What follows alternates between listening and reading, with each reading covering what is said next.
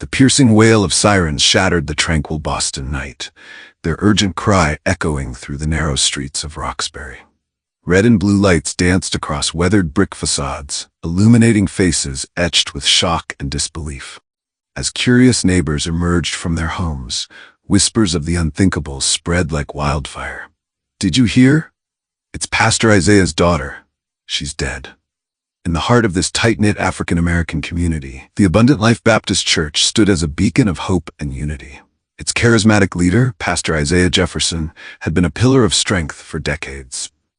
But on this fateful night, the foundation of trust he had built would crumble, revealing a dark secret that would shake the congregation to its very core. Little did anyone know that behind the church's ornate doors lay a tale of forbidden desire, betrayal, and a father's ultimate sin. The death of 18-year-old Naomi Jefferson was not just a tragedy. It was the key that would unlock Pandora's box of lies, deceit, and a crime so heinous it would forever change the face of this God-fearing community. As Detective Stella Johnson stepped out of her unmarked car, the weight of the impending investigation settled heavily on her shoulders. She couldn't shake the feeling that this case would be unlike any other she had encountered in her 15 years on the force. Little did she know, she was about to unravel a mystery that would test not only her skills as an investigator, but also her faith in humanity. The call came in at 11:42 p.m. on a crisp autumn night. Officer Tyrone Washington's voice crackled over the radio, tension evident in every word. "Dispatch, we've got a Wait Teeny 7 at 1255 Tremont Street. Victim is a young female, approximately 18 years old. It's bad. We're gonna need detectives on this one." Detective Stella Johnson had been about to clock out when the call came through. Now, as she maneuvered her sedan through the labyrinth of Boston's streets, her mind raced with possibilities. Tremont Street, that was in the heart of Roxbury, wasn't it? As she turned the corner, the flashing lights of multiple police cruisers confirmed her arrival at the scene. Yellow crime scene tape fluttered in the autumn breeze, creating a stark barrier between the world of the living and the tragedy that lay beyond. Stella ducked under it, flashing her badge to the uniformed officer standing guard. The young cop's face was ashen, his eyes haunted by what he'd witnessed inside. "Detective Johnson," she introduced herself, her voice steady despite the growing unease in her gut. "What have we got?" The officer swallowed hard before responding. "Victim's name is Naomi Jefferson, 18 years old. Her mother found her about an hour ago. It's not pretty in there, Detective." Stella nodded, steeling herself for what lay ahead. As she approached the modest two-story home, she couldn't help but notice the well-manicured lawn and the cheerful potted plants adorning the porch. It was the kind of home that spoke of love, of family, of the American dream realized. How could such darkness have invaded this seemingly idyllic space? The front door creaked open, and Stella stepped into a world turned upside down. The living room was immaculate, family photos lining the walls, telling the story of a happy, successful African-American family. But the metallic scent of blood hung heavy in the air, growing stronger as Stella made her way up the stairs. At the top of the landing, a woman sat crumpled against the wall, her sobs muffled by the hands covering her face. Another detective, Stella's partner Xavier Booker, knelt beside her, his voice low and soothing as he tried to coax out information between the woman's heart-wrenching cries. Stella caught Xavier's eye, and he gave a subtle nod towards the room at the end of the hall. Taking a deep breath, she approached, the knot in her stomach tightening with each step. The bedroom door stood ajar, and as Stella pushed it open, the full horror of the scene revealed itself. The room, with its pale pink walls and delicate white furniture, might once have been a teenage girl's sanctuary. Now it was a nightmare made real.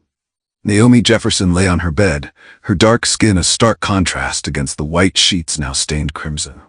Her eyes, wide and glassy, stared unseeing at the ceiling.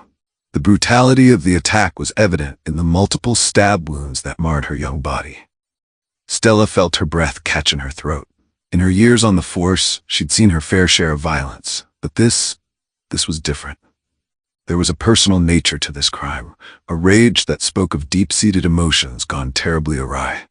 As she surveyed the room, her trained eye picking up details others might miss, Stella's gaze fell upon a framed photograph on the nightstand. It showed a beaming Naomi, her arm around a handsome man in clerical attire. The gold nameplate on the frame read, Pastor Isaiah Jefferson, Abundant Life Baptist Church. A chill ran down Stella's spine as the pieces began to fall into place. The victim wasn't just any teenager. She was the daughter of one of the most prominent pastors in Roxbury. Detective Johnson? A voice from the doorway pulled Stella from her thoughts. It was Dr. Elijah Banks, the medical examiner, his usually jovial face somber as he took in the scene. Dr. Banks, Stella acknowledged, stepping aside to let him approach the body. What can you tell me? The medical examiner bent over Naomi's still form, his experienced hands gently examining the wounds. After a few moments, he straightened, his brow furrowed in concentration. Time of death, I'd estimate between 9 and 10 p.m., he began, his voice low. Cause of death is likely exsanguination from multiple stab wounds. But, he trailed off, his frown deepening. But what, Doc? Stella pressed, sensing there was more to come. Dr. Banks sighed heavily. The angle of the wounds, the force used. Stella, this wasn't some random act of violence. Whoever did this knew the victim, and they were filled with rage. This was personal. Stella nodded, her suspicions confirmed. As she turned to leave the room, her eye caught something partially hidden beneath the bed. Crouching down, she carefully retrieved a small leather-bound book. A diary. As she flipped it open, a small photograph fluttered to the floor. Stella picked it up, her breath catching as she recognized Naomi's smiling face. But it was the other person in the photo that made her blood run cold. A young woman, perhaps a year or two older than Naomi, her arm draped casually over the pastor's daughter's shoulders. Their pose spoke of an intimacy that went beyond mere friendship. On the back of the photo, written in flowing script, were the words, To my dearest Naomi, forever yours, Elizabeth. Stella's mind raced as she tucked the diary and photo into an evidence bag. What secrets had Naomi Jefferson been keeping? And how did they relate to her brutal murder? As she made her way back downstairs, Stella couldn't shake the feeling that this case was about to shake the foundations of this tight-knit community.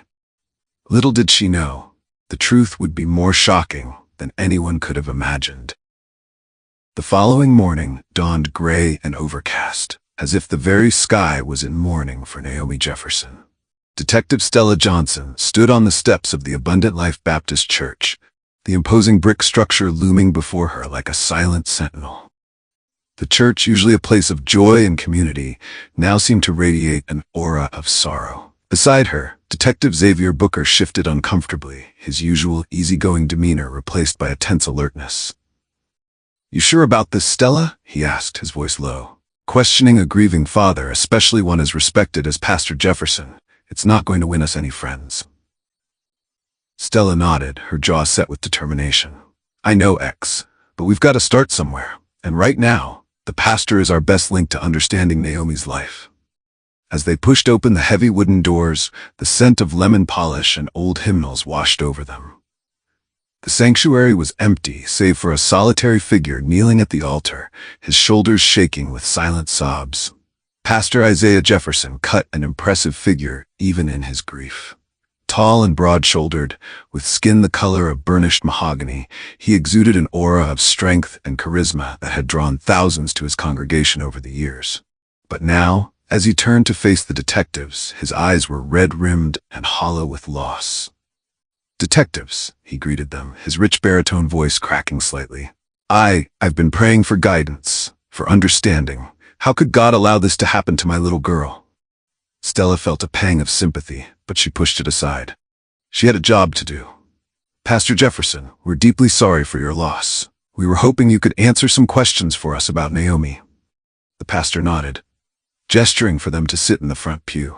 As they settled in, Stella couldn't help but notice the way his hands trembled slightly, the only outward sign of the turmoil within. Pastor, she began gently, can you tell us about Naomi's routine?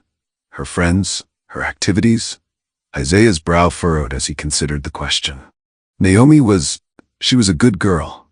Active in the church youth group, volunteered at the local shelter. She had just started her first semester at Boston University studying psychology. She wanted to help people, just like her old man, he added with a sad smile. Did she have a boyfriend?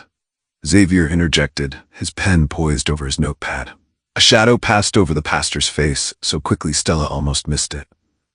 No boyfriend. Naomi was focused on her studies and her faith. She knew the importance of saving herself for marriage. Stella's instincts prickled. There was something in the way he said it, a hint of, what?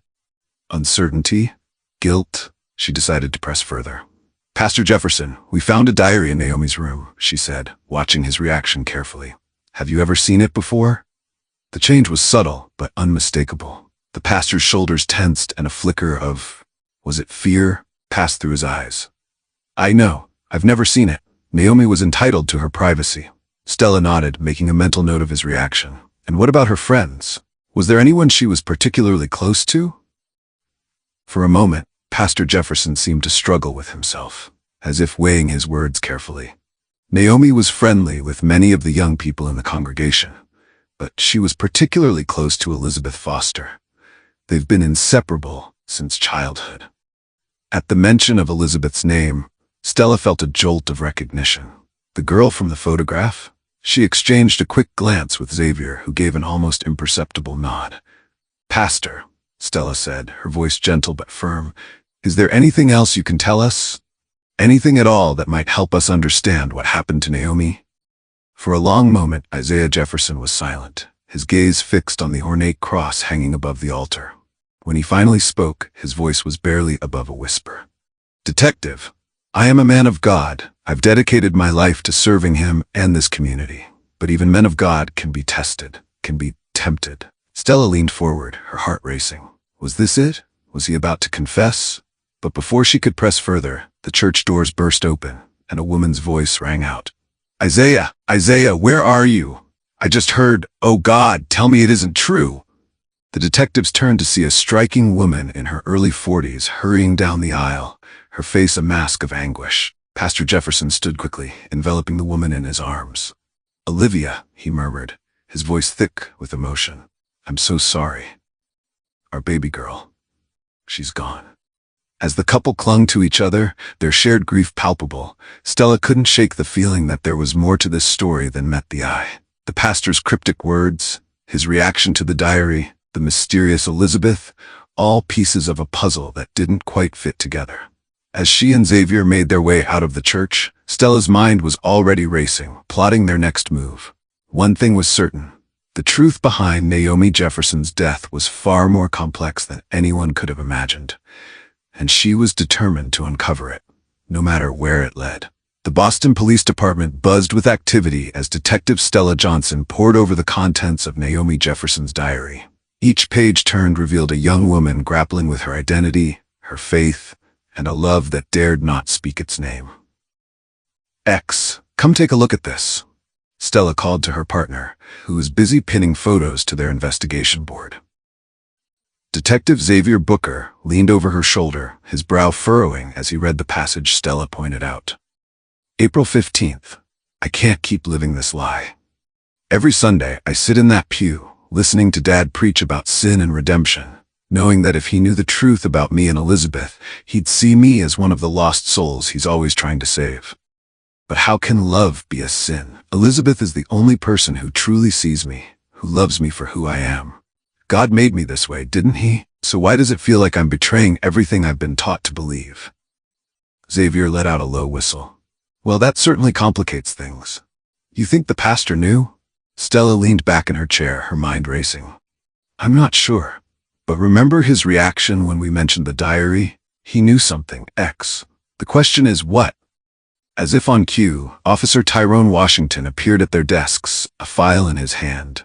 Detectives, you're going to want to see this. We pulled the phone records for the Jefferson household, and there's something interesting. Stella took the file, her eyes scanning the pages quickly. Suddenly, she sat up straight, her finger tracing a series of calls. Look at this, X.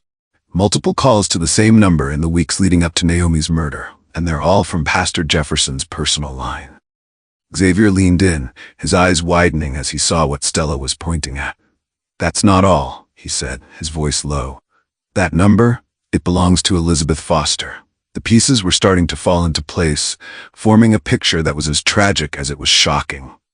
Stella felt a chill run down her spine as she considered the implications. "We need to talk to Elizabeth," she said, already reaching for her jacket. "And we need to do it now." As they drove through the streets of Boston, the city seemed oblivious to the storm that was about to break. They found Elizabeth Foster's apartment in a modest building near the university campus. The young woman who answered the door bore little resemblance to the smiling girl in the photograph with Naomi. Her eyes were red-rimmed, her hair disheveled, and she seemed to shrink back from the detective's badges.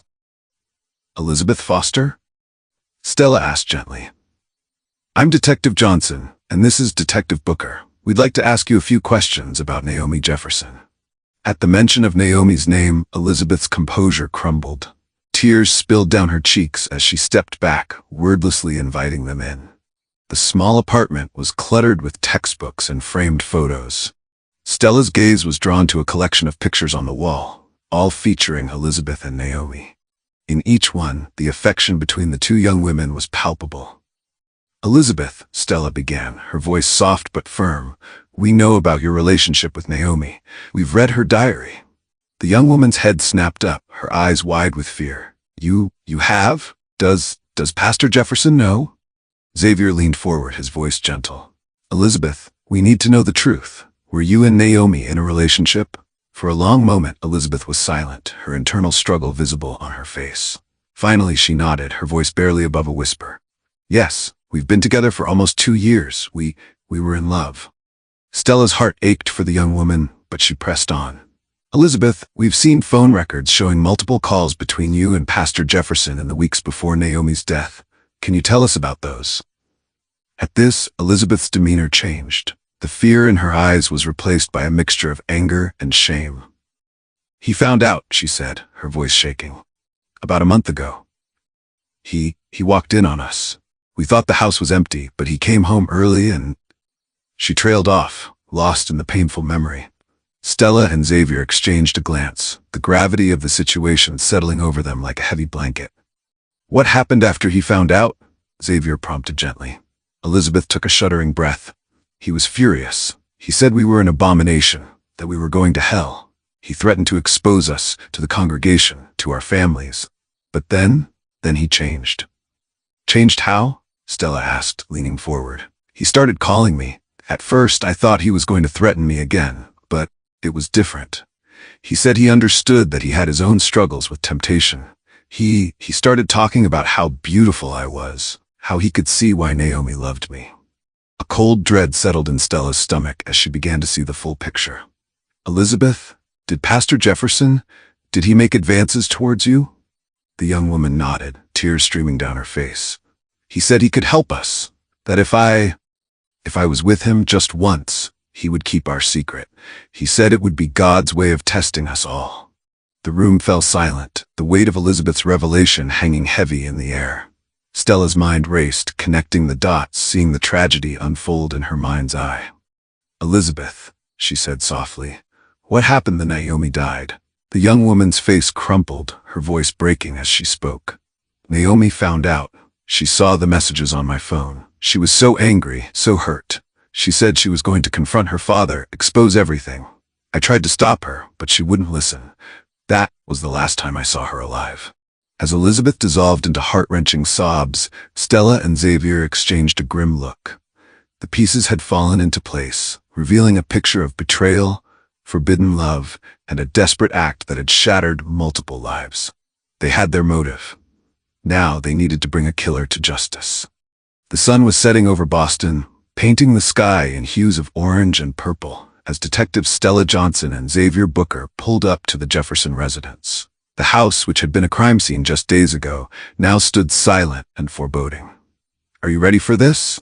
Xavier asked, his hand hovering over his holster. Stella nodded, her jaw set with determination. "As ready as I'll ever be. Let's end this." As they approached the front door, Stella couldn't shake the feeling of déjà vu. Just days ago, they had stood here, investigating a tragedy. Now they were here to confront the man responsible for that very tragedy. The door opened before they could knock, revealing Olivia Jefferson. Her eyes were red-rimmed, her posture slumped with grief. "Detectives," she greeted them, her voice hollow. Isaiah's in his study. He's been there all day, praying for guidance. Stella and Xavier exchanged a glance. Mrs. Jefferson, Stella said gently, we need to speak with your husband. It's urgent. Something in Stella's tone must have alerted Olivia. Her eyes widened, a flicker of fear passing across her face. What's going on? Has there been a development in Naomi's case? Xavier stepped forward, his voice low and soothing. Mrs. Jefferson, I think it's best if you come with us. There are some things you need to hear. As they made their way to the study, the house seemed to hold its breath. Family photos lined the walls, Naomi's smiling face a stark reminder of the life that had been cut short. The study door was closed. Stella knocked firmly. Pastor Jefferson? It's Detective Johnson. We need to speak with you. For a long moment, there was silence. Then the sound of heavy footsteps, and the door swung open. Pastor Isaiah Jefferson stood before them, his imposing frame filling the doorway.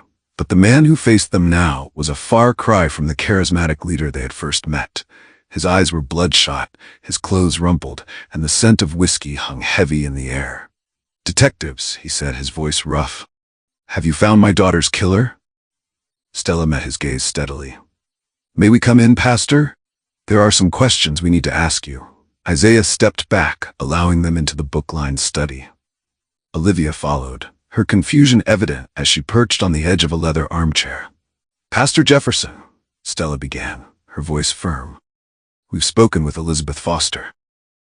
The change in Isaiah was immediate and dramatic. His face paled, and he stumbled back, catching himself on the edge of his desk.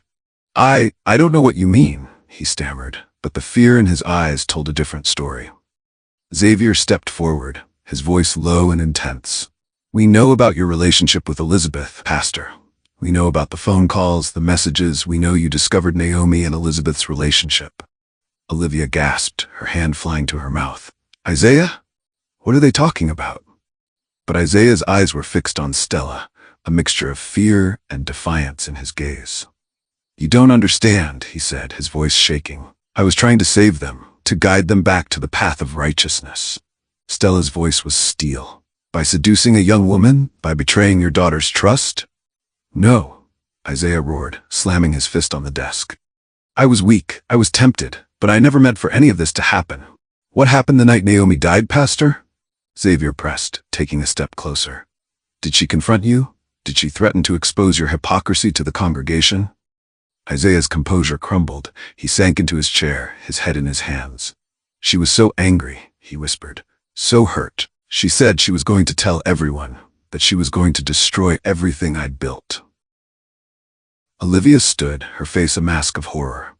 Isaiah, what have you done? The pastor looked up, tears streaming down his face. I just wanted to talk to her, to make her understand, but she wouldn't listen. She said I was a monster, that I had betrayed her and God. She came at me with a letter opener. I didn't mean to. I just wanted her to stop to listen. Stella moved swiftly, pulling out her handcuffs. Isaiah Jefferson, you're under arrest for the murder of Naomi Jefferson. You have the right to remain silent. Anything you say can and will be used against you in a court of law. As Xavier began to read the pastor his rights, Olivia collapsed into her chair, her world shattered. Stella knelt beside her, offering what comfort she could. Mrs. Jefferson, I'm so sorry, she said softly. We'll need you to come down to the station to give a statement. Outside, the first stars were appearing in the darkening sky. As they led Isaiah Jefferson to the waiting police car, a small crowd had gathered. Members of the congregation, neighbors, all watching in stunned silence as their respected pastor was led away in handcuffs. In the back of the police car, Isaiah Jefferson, once a pillar of the community, now sat broken and defeated.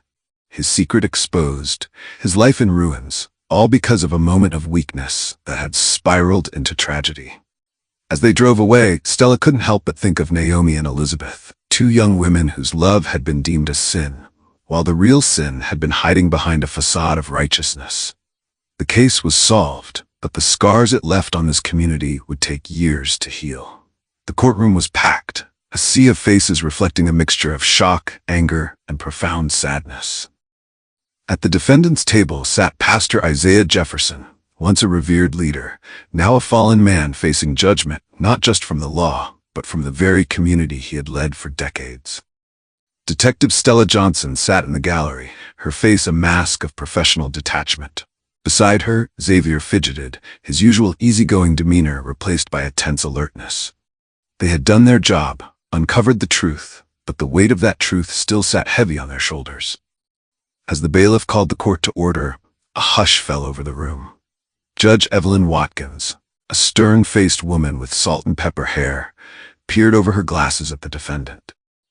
"Isaiah Jefferson," she began, her voice ringing out in the silent courtroom, "you stand before this court having pleaded guilty to the second-degree murder of your daughter, Naomi Jefferson. Before I pass sentence, do you have anything you wish to say to this court?" Isaiah stood slowly, his once proud shoulders now slumped with the weight of his actions. When he spoke, his voice was a shadow of the powerful orator he had once been. "Your Honor," he began, his voice cracking, "I stand before you today, not as a man of God, but as a sinner who has committed the most grievous of sins. I took the life of my own child, my beautiful Naomi, in a moment of fear and weakness." He paused, his eyes scanning the courtroom, taking in the faces of his former congregation members, many of whom were openly weeping. "I betrayed everything I ever preached," he continued. "I betrayed my family, my congregation, and most of all, I betrayed Naomi. In my arrogance, I thought I could control everything, even love. But love cannot be controlled or denied. Naomi and Elizabeth's love was pure, and in my blindness, I couldn't see that." In the back of the courtroom, Stella noticed Elizabeth Foster, her face streaked with tears, leaning on the shoulder of Olivia Jefferson. The two women, united in their grief and betrayal, had found solace in each other. Isaiah's voice grew stronger as he continued. "I don't ask for forgiveness, Your Honor. What I've done is unforgivable. I ask only that my punishment serves as a reminder to others, a reminder that love, in all its forms, is a gift from God, and that the greatest sin is not in loving, but in denying love, in twisting it into something ugly and selfish." As Isaiah sat down, a murmur ran through the courtroom. Judge Watkins cleared her throat, silencing the whispers. "Isaiah Jefferson," she began, her voice firm but not unkind, "this court has heard your plea and your statement. The crime you have committed is indeed grievous, made all the more so by your position of trust and authority in this community." She paused, her gaze sweeping the courtroom before settling back on Isaiah. "However, this court also recognizes your admission of guilt and your apparent remorse. Taking these factors into account, I hereby sentence you to 25 years to life in state prison, with the possibility of parole after 25 years." The gavel fell with a resounding crack, sealing Isaiah's fate. As the bailiffs led him away, Stella watched Olivia and Elizabeth holding each other, their shared grief a testament to the lives shattered by one man's actions. Outside the courthouse, a crowd had gathered. News vans lined the street, reporters jostling for position as Stella and Xavier made their way down the steps. "Detective Johnson," a reporter called out, thrusting a microphone in her face. "How do you feel about the verdict?" Stella paused, considering her words carefully. "Justice has been served," she said finally. "But there are no winners here. A young woman lost her life, a family has been destroyed, and a community has lost its spiritual leader. If there's any lesson to be learned from this tragedy, it's that love, in all its forms, should be celebrated, not condemned." As they pushed through the crowd, Stella felt a hand on her arm. She turned to find Elizabeth Foster standing there, her eyes red but clear. "Detective," Elizabeth said softly, "I just wanted to thank you for uncovering the truth, for giving Naomi justice." Stella nodded, her throat tight with emotion. "I'm just sorry we couldn't save her," she replied. Elizabeth managed a small, sad smile. "You did save her, in a way. The truth is out now. She can rest in peace, knowing that her love wasn't wrong, that she wasn't the sinner her father made her believe she was." As Elizabeth walked away, arm in arm with Olivia, Stella felt a sense of closure settling over her. The case was solved, justice had been served, but the ripples of this tragedy would continue to spread through the community for years to come. Xavier appeared at her side, his face somber. "You okay, partner?" he asked quietly.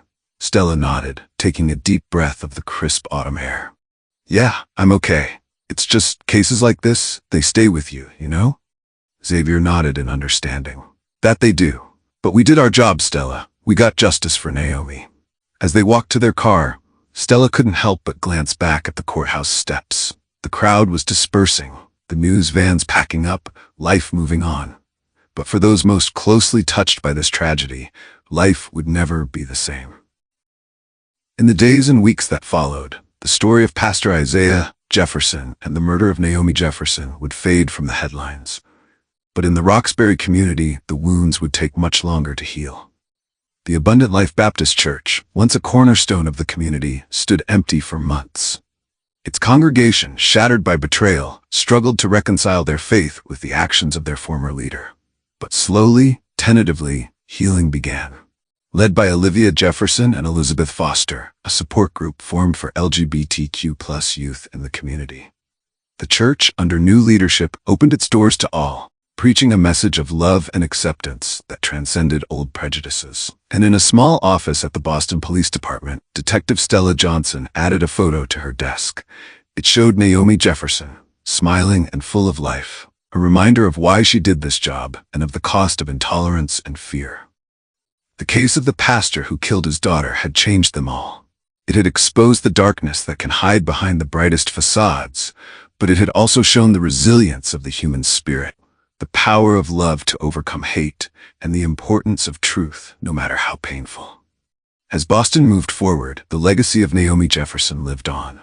Not as a victim, but as a symbol of love's enduring power, and a reminder that true faith is measured not by words from a pulpit, but by the compassion in one's heart.